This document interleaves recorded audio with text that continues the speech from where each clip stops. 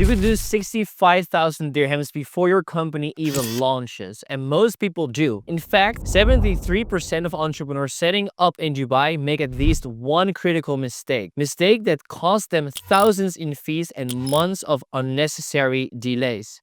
Just yesterday, I spoke to a tech founder from London who lost exactly that amount, 65,000 dirhams, because his so-called consultant gave him the wrong license type. So most people think Dubai company formation is very simple, but these 5 hidden traps can wreck your plans before you even get started, guys.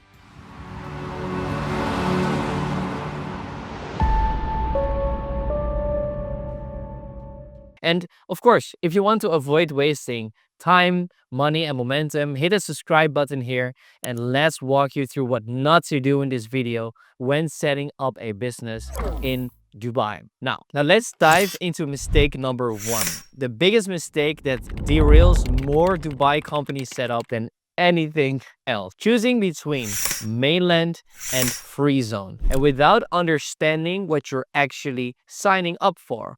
And most entrepreneurs see those Instagram ads promising Dubai company setup for 12,000 dirhams. Come here and work with me, and think they found a bargain. Well, I can tell you, dead wrong. Listen, Dubai mainland companies can serve anyone in the UAE, including government entities. Unlimited visa quotas as you grow, complete office location flexibility. But you have stricter compliance requirements and also higher initial costs. Meanwhile, the UAE Free Zone company setup provides you an incredible tax benefits and simpler compliance as well. So now the question is, what is the catch? Well, you're limited to international business or free zone to free zone transactions. Each free zone has different rules, costs, and visa allowances tied to office space. So I had a client, for example, from Germany that I spoke an hour ago, by the way, who set up was a cheap free zone because his consultant pushed him the lowest cost option. And 6 months later, when he wanted to serve UAE mainland clients,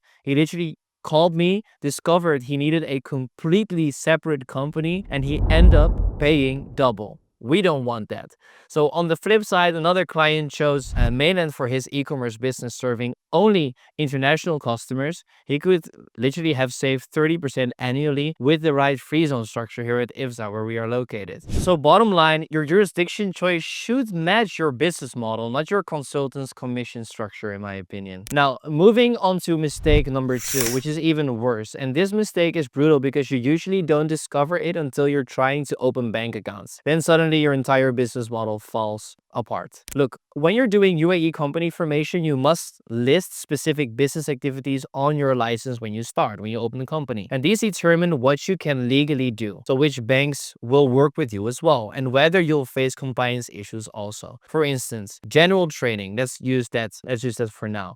Sounds flexible, but many banks automatically classify it as high risk. Because if you're running an online coaching business and list general trading, good luck opening a business bank account. And even worse, investment in commercial enterprises comes with a hidden 15,000 dirham government fee, and most consultants forget to mention this, of course, until it's payment time and the deal is already closed. Now, get this, some activities require special approvals. Medical activities need Dubai Health Authority approval, and educational services require Gate ADA approval, and also gold trading requires SERA approval with specific office security requirements. So every type is very different. And we had a jewelry trading client, by the way, who leased office space only to discover it couldn't meet SERA security requirements. And this is crazy, guys. You need to prepare very well. So they pay double rent while scrambling to find a compliant location. So the key takeaway is this: research your activities is requirements before finalizing anything. Work with someone who knows which activities trigger additional fees or banking complications. Still with me?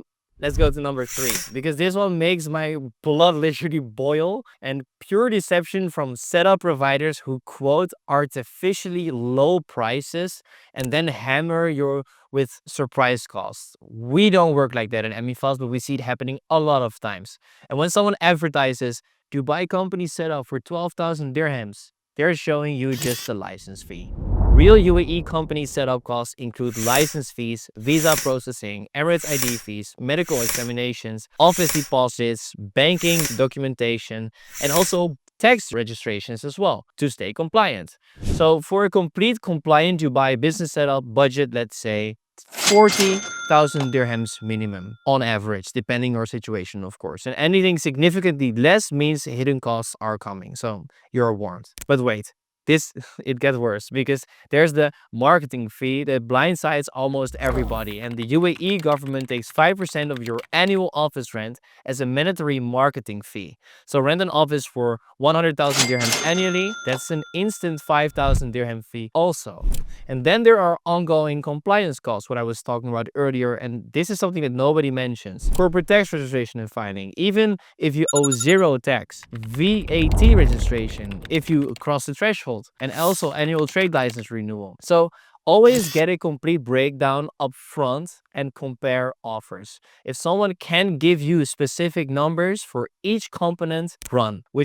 Next up, mistake number 4. And this mistake can destroy years of business building. In the UAE, your service provider becomes your lifelong business partner, whether you realize it or not. And bad service providers disappear after taking your money. I've seen entrepreneurs pay for setup, get basic documents, and then discover their provider won't answer calls when banking problems arise. Worse, some providers set you up incorrectly from day one. Wrong business activities, improper visa classifications, and missing registrations as well. So you don't discover these problems until you try to operate. So yeah, it is a big problem here in the UAE. We receive a lot of calls from these people. So your service provider choice affects your business success in the upcoming years. All right, final mistake coming up. And this catches people literally completely off guard and can shut down their hiring plans or even their own residency status. So most entrepreneurs assume getting a UAE company automatically means easy visa processing. Quick reality check here. It's way more complicated. First up, the corporate shareholder paradox. If your European company owns your Dubai subsidiary, the manager on your license must already have a UAE visa to establish the labor file. But to get that visa, you need the labor file you're trying to create. So that is literally a perfect catch-22. So then there's a labor file timing. Before sponsoring any employee visas, you must establish your labor file through a mandatory office inspection. So this takes, let's say, 5 to 10 working days minimum. So many entrepreneurs make job offers, buy plane tickets, and then discover that they can't legally bring their own team to the country yet. Now, for mainland companies, you can sponsor unlimited employees, but visa quotas for Freezone companies are tied to office space. Small shared office, maybe 1 or 2 visas maximum, for example. What really shocks people is the investor visa limitation, because most UAE companies can initially sponsor only 1 investor visa. And if you have 3 equal partners, for example, only 1 gets investor status. So the other ones must be sponsored as employees. And family visa complications multiply these problems. When you change jobs or company structures, your family's visas also are going to get affected. So what is the solution? Plan your visa strategically before starting company setup. Understand exactly which visas you'll qualify for and how many employees you can sponsor as well, and also what family implications exist. So there you have it. The most critical Dubai company setup mistakes that separate successful UAE businesses from expensive disasters. Quick recap for you. Don't choose jurisdictions based on price alone. Match it to your business model. Research business activities thoroughly to avoid banking nightmares, and budget for real costs, including hidden fees.